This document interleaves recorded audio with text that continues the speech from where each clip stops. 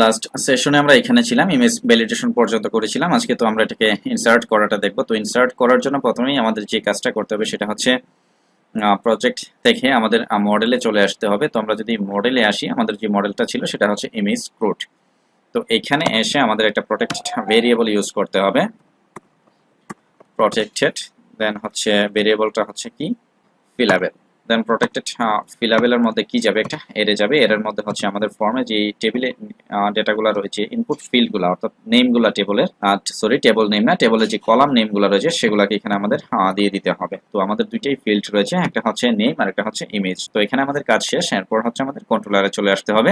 কন্ট্রোলারে আসার পর এখানে যে ভ্যালিডেশনটা আমরা শেষ করেছিলাম, এখানে আমি একটা ভেরিয়েবল নিয়ে নিচ্ছি ইমেজ আর নেম নামে। দেন এই ইমেজ নেমের মধ্যে আমরা যেটা করতে পারি, এটাকে আমি আপাতত এমটি রেখে দিচ্ছি। দেন এমটি রেখে এখানে আমরা একটা কাজ করব, যেটা সেটা হচ্ছে কি, দেখুন এইখানে আমরা যখন এখান থেকে একটা ইমেজ সিলেক্ট করে সাবমিট করব, তখন প্রথমেই আমাদের চেক করতে হবে যে এটা একটা ইমেজ ফাইল কিনা। তো এইটা চেক করার জন্য আমরা যেটা করব সেটা হচ্ছে এইখানে আসবো, এসে এখানে আমরা একটা ইফ কন্ডিশন চালিয়ে দিব। যে একটা ইফ কন্ডিশনের মধ্যে চাইলে আমি একটা ইমেজ ভেরিয়েবল নিতে পারি। দেন এখানে আমাদের যে রিকোয়েস্টটা আসবে, সেই রিকোয়েস্টটা থেকে আমরা চেক করব যে রিকোয়েস্টে যেটা আসছে এটা ফাইল। তো রিকোয়েস্ট ফাইল যেটা আসতেছে সেটার ফিল্ডের নেমটা হচ্ছে কি, ইমেজ। তো ইমেজ দিয়ে দিলাম। দেন এখানে যেটা করতে হবে, এর ভিতর আমাদের কাজটা করতে হবে। তো এখানে আমরা যেটা করেছি সেটা হচ্ছে রিকোয়েস্টে আমার যে ফাইলটা আসতেছে, সে এই ফাইল মেথডের মাধ্যমে চেক করতেছে যে এটা একটা ফাইল কিনা, অর্থাৎ ইমেজ নেমটাকে ধরে। যদি এটা একটা ফাইল হয় তাহলে এটাকে কি করবে, অ্যাসাইন করবে এই ইমেজের মধ্যে। তো অ্যাসাইন করার পর এখন এইটা যদি একটা ইমেজ ফাইল হয় তাহলে এই ইমেজ ফাইলের একটা নেম আমাদের ক্রিয়েট করতে হবে। তো নেম ক্রিয়েট করার জন্য আমরা উপরে যে ভেরিয়েবলটা রয়েছে আমার ইমেজ নেম, এটাকে আমরা ইউজ করতে পারি। দেন এর মধ্যে আমরা একটা ইমেজের নেম ক্রিয়েট করব। তো নেম ক্রিয়েট করব কিভাবে, আমরা ইমেজের একটা টাইম ফাংশন নিয়ে নিলাম, এখানে একটা র্যান্ডম টাইম আমাকে দিবে এটা। দেন এটাকে আমি এখান থেকে ডট দিয়ে দিলাম। দেন ডট দিয়ে এখানে চাইলে আমরা একটা হাইফেন নিতে পারি অথবা আন্ডারস্কোর যে কোনো কিছু নিতে পারি। দেন আমি আরেকটা ডট দিলাম। দেন এখানে চাইলে আমরা ইউনিক আইডি নিতে পারি, ইউআইডি, ইউনিক একটা আইডি নিতে পারি, ইউনিক আইডি, সরি এটাকে আমরা ইউনিক আইডি, এটা একটা ফাংশন হবে, এটা একটা ফাংশন জেনারেট করবে। দেন এখানে ডট দিয়ে আবার কি করতে পারি, দেখুন আবার একটা ডট দিলাম এবং এখানে একটা ডট দিলাম। আমি দিয়ে আমি এটা লিখে নিচ্ছি, তারপর বুঝিয়ে দিচ্ছি এখানে কি হচ্ছে। দেন হচ্ছে গেট ক্লায়েন্ট। তো এখানে যেটা করলাম সেটা দেখুন, এখানে আমরা যদি ইমেজ ফাইল পাই তাহলে এই ইমেজের নেমটা আমরা কি করতেছি, এখানে ইমেজ নেম একটা ভেরিয়েবল নিয়েছি, তার মধ্যে হচ্ছে টাইম একটা ফাংশন নিয়েছি, একটা র্যান্ডম টাইম দিবে। দেন একটা হাইফেন অ্যাড হবে, দেন ইউনিক একটা আইডি জেনারেট করবে। তো ইউনিক আইডি জেনারেট করার পর আমরা হচ্ছে এই টাইম এবং ইউনিক আইডি দিয়ে ইমেজের নেমটা নিব। নেওয়ার পর এখানে ইমেজে কি থাকে, একটা কিন্তু ডট এক্সটেনশন থাকে ইমেজের। সাপোজ একটা ইমেজের এক্সটেনশন কিন্তু পিএনজি হতে পারে, জেপিজি হতে পারে, গিফ হতে পারে বা আদার্স আরো কিছু হতে পারে। তো এখন শেষে যে ডট এক্সটেনশনটা থাকে, সেই শেষের ডটটার জন্য ইউজ করেছি আমরা এই যে এখানে যে স্ট্রিং এ ডট রয়েছে সেটা। আর গেট ক্লায়েন্ট অরিজিনাল এক্সটেনশন হচ্ছে আমরা যে ইমেজটা ইউজ করব বা আপলোড করব, সেই ইমেজটা কোন ফরম্যাটের, পিএনজি নাকি জেপিজি অথবা গিফ, সেটা চেক করে তার এক্সটেনশনটা এটার মধ্যে নিয়ে নিবে, নিয়ে এই ইমেজের মধ্যে একটা নেম আমাদের জেনারেট করে দিবে। আচ্ছা, তো এইটা জেনারেট করার পর, আচ্ছা এখানে এই যে ইউনিক আইডি যেটা রয়েছে, এখানে ইউ হবে না, ইউটা এখান থেকে বাদ যাবে। দেন এখানে এই যে ইমেজ নেমটা আমরা এখন এখানে নিয়েছি, সেই ইমেজ নেমটাকে কিন্তু আমাদের ডেটাবেজে সেভ করতে হবে, পাশাপাশি আমাদের প্রজেক্টেও কোনো একটা ডিরেক্টরিতে রাখতে হবে। তো প্রজেক্টের ডিরেক্টরিতে রাখার জন্য এখন আমরা যেটা করব সেটা হচ্ছে ইমেজটাকে প্রথমেই হচ্ছে আমাদের মুভ করতে হবে। কোনটাকে, IMGE ইমেজ মুভ। এই মুভের মধ্যে কি যাবে, যে আমরা ইমেজটাকে কোথায় রাখবো, আসলে আমরা এখানে একটা আমি ফোল্ডার করছি, ইমেজেস স্ল্যাশ প্রোডাক্টস করে দিচ্ছি, প্রোডাক্টস। দেন হচ্ছে এখানে কমা দিয়ে ডলার ইমেজ নেম যে ভেরিয়েবলটা রয়েছে আমাদের, এটাকে দিয়ে দিতে হবে। তো এখানে বিষয়টা কি হচ্ছে একটু বুঝিয়ে দিচ্ছি, যে এখানে আমরা যে ইমেজের মধ্যে ইমেজটা পাবো সেই ইমেজটাকে মুভ করতেছি কোথায়, ইমেজেস স্ল্যাশ প্রোডাক্টস ফোল্ডারের মধ্যে। তো এখন এই ইমেজেস স্ল্যাশ প্রোডাক্টস ফোল্ডারটা কিন্তু আমাদের নেই, এটা ক্রিয়েট করতে হবে, বা এটা অটোমেটিক্যালি প্রোডাক্ট ক্রিয়েট হয়ে যাবে আমরা যখন প্রোডাক্ট ইনসার্ট করব। তো এটা চাইলে আপনারা ক্রিয়েট করতে পারেন ম্যানুয়ালি, অথবা চাইলে এটা এখান থেকে সাবমিট করলো প্রোডাক্ট ইনসার্ট হয়ে যাবে। তো আমি একটু প্রজেক্টে এসে এটাকে এখানে ক্রিয়েট করে দেখিয়ে দিচ্ছি। আমাদের প্রজেক্ট যেটা ছিল সেটা হচ্ছে ইমেজ ক্রুড। দেন এখান থেকে আমরা পাবলিক ফোল্ডারে যদি আসি, এখানে চাইলে আমরা কি করতে পারি, একটা ফোল্ডার ক্রিয়েট করে নিতে পারি। তো ফোল্ডার আমরা দিলাম ইমেজেস। দেন ইমেজেস এর ভিতরে চাইলে আবার একটা ক্রিয়েট করতে পারি প্রোডাক্টস নামে, অর্থাৎ এখানে আমাদের ইমেজগুলো স্টোর থাকবে। আচ্ছা, তো আসলাম এখানে, আসার পর এখন যেটা করতে হবে দেখুন, এখন আমরা কিন্তু আমাদের যে ইমেজটা পাচ্ছি সেই ইমেজটাকে কিন্তু মুভ করে কি করতেছি, একটা ফোল্ডারের মধ্যে রাখতেছি। তো ইমেজটাকে কিন্তু আমাদের ডেটাবেজেও সেভ করতে হবে। তো ডেটাবেজে সেভ করার জন্য আমাদের যেটা করতে হবে, প্রথমেই হচ্ছে এখানে একটা আমাদের মডেলটা কল করতে হবে। তো মডেল ছিল আমাদের ইমেজ ক্রুড, দেন কোলন, এটা হচ্ছে ক্রিয়েট মেথডের সাহায্যে আমরা এটা করতে পারি। এখানে এটাকে একটা এরে নিয়ে নিচ্ছি আমরা মেথডের মধ্যে, দেন এর ভিতর আমরা কি করব ওইগুলো বলে দিতে হবে। তো প্রথমেই রয়েছে হচ্ছে কি আমাদের ইমেজের একটা নেম থাকবে, দেন নেম কি হবে, ডলার প্রোডাক্টের নেম হবে রিকোয়েস্ট নেম। দেন এটাকে যদি আমরা এখান থেকে ডুপ্লিকেট করে ফেলি, এরপর হচ্ছে আমার যেটা যাবে সেটা হচ্ছে ইমেজ। আচ্ছা, তো রিকোয়েস্টের মধ্যে কি যাবে, এখন কিন্তু ইমেজের নেমটা যাবে। ডেটাবেজে কিন্তু আমরা এই নেমটাকে সেভ করব ইমেজের। তো এখন আর এখানে আমার তাহলে রিকোয়েস্টের আসলে দরকার নাই, আমরা ইমেজ নেমটাকে সরাসরি পাঠিয়ে দিচ্ছি। উপরে সেমিকলন হয়ে গেছে, এটা কমা দিয়ে রিপ্লেস করে দিতে হবে। আচ্ছা, তো এখানে এরে শেষ করতে হবে অবশ্যই, এরে আমরা শেষ করিনি, সেমিকলন। তো আমাদের সবকিছু কিন্তু ঠিকঠাক। তো এখন যদি আমরা ডেটা সেভ করি তাহলে কিন্তু ডেটা আমাদের ইনসার্ট হয়ে যাবে। তো আসুন আমরা দেখি আমাদের ডেটা ইনসার্ট হয় কিনা। এটা ছিল এই অবস্থায়, এটাকে আমি এখান থেকে রিলোড করলাম। যদি সবকিছু ঠিকঠাক থাকে এখানে আমি একটা নেম দিতে পারি, টেস্ট প্রোডাক্ট।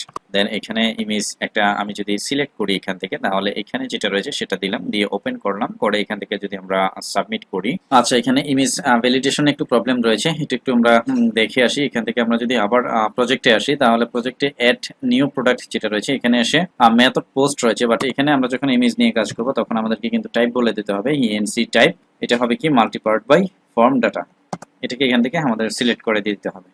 আচ্ছা, তো এটা দেওয়ার পর এখন যদি আমরা এখান থেকে এখানে এসে এটাকে রিলোড করি, করে এইখানে আবার একটা প্রোডাক্ট অ্যাড করার ট্রাই করি, টেস্ট প্রোডাক্ট দিলাম, টেস্ট প্রোডাক্ট। দেন এখান থেকে একটা ফাইল চুজ করি আমরা, এটাকে আমি চুজ করলাম, করে এখান থেকে যদি সাবমিট করি তাহলে গেট ক্লায়েন্ট অরিজিনাল এক্সটেনশন, এখানে একটু এরর রয়েছে, এটা আমরা একটু দেখে আসি। আবার এখান থেকে আমরা যেটা করছি যে গেট ক্লায়েন্ট অরিজিনাল এক্সটেনশন যে আমরা নিচ্ছি, এটা কোথায় থেকে নিচ্ছি সেটা আমাদেরকে বলে দিতে হবে। তো এখানে ডটের পর ইমেজটাকে আমাদের এখানে দিয়ে দিতে হবে, ইমেজ ভেরিয়েবলটাকে। অবশ্যই এটা কি হবে, একটা ভেরিয়েবল হবে। তো ইমেজের এক্সটেনশনটা কিন্তু নিবে হচ্ছে এই ইমেজ ভেরিয়েবল থেকে। তো নিয়ে এখন যদি আমরা এটাকে এখান থেকে ব্যাকে যাই, ব্যাকে গিয়ে যদি এখানে আমরা কি করি, সাবমিট করি, দেন আবার হচ্ছে এখানে আমি দিই টেস্ট প্রোডাক্ট। দেন এখানে একটা ইমেজ আমরা সিলেক্ট করে দিচ্ছি, সাপোজ এখানে যেটা রয়েছে প্রথমে এটাকে আমি দিচ্ছি, সাবমিট করলাম। দেন এখানে হচ্ছে ইমেজ কোড, এটাকে পাচ্ছে না, এটাকে আমাদের দিয়ে দিতে হবে। তো এখানে যেটা রয়েছে ইমেজ কোড যেটা, এটাকে কিন্তু আমাদের উপরে ইউজ করতে হবে, আমরা ইউজ করি না। এখানে অবশ্যই কি করতে হবে, ইউজ অ্যাপ, দেন স্ল্যাশ হচ্ছে মডেলস স্ল্যাশ হচ্ছে ইমেজ কোড, এটাকে দিয়ে দিতে হবে। তো দিয়ে দিলাম, দিয়ে এখন যদি আমরা এটাকে এখান থেকে রিলোড করি, দেখুন, দিয়ে এটাকে এখান থেকে কন্টিনিউ করি, তাহলে আমাদের একটা কিছু হয়েছে, এখান থেকে আমাদের রিটার্ন করতে হবে। তো আমরা যদি আমাদের ডেটাবেসটা চেক করি, দেখুন এখানে ব্রাউজ করি, তাহলে দেখবো আমাদের প্রোডাক্ট কিন্তু এখানে চলে এসেছে। তো এখানে এমটি আসার কারণ হচ্ছে আমরা কিন্তু কোনো কিছু রিটার্ন করি না এখান থেকে, এই জন্য। তো এটাকে এখান থেকে অ্যাড করার পর আমরা যেটা করতে পারি, দেখুন এখান থেকে একটা প্লাস মেসেজ দেখাইতে পারি চাইলে। যেমন আমি এখানে একটা প্লাস মেসেজ কিরকম দেখাতে পারি, যেমন হচ্ছে এসি এসএস সেশন প্লাস একটা মেসেজ নিয়ে নিচ্ছি এখানে এমএসজি। দেন এখানে আমরা বলে দিতে পারি প্রোডাক্ট অ্যাডেড সাকসেস।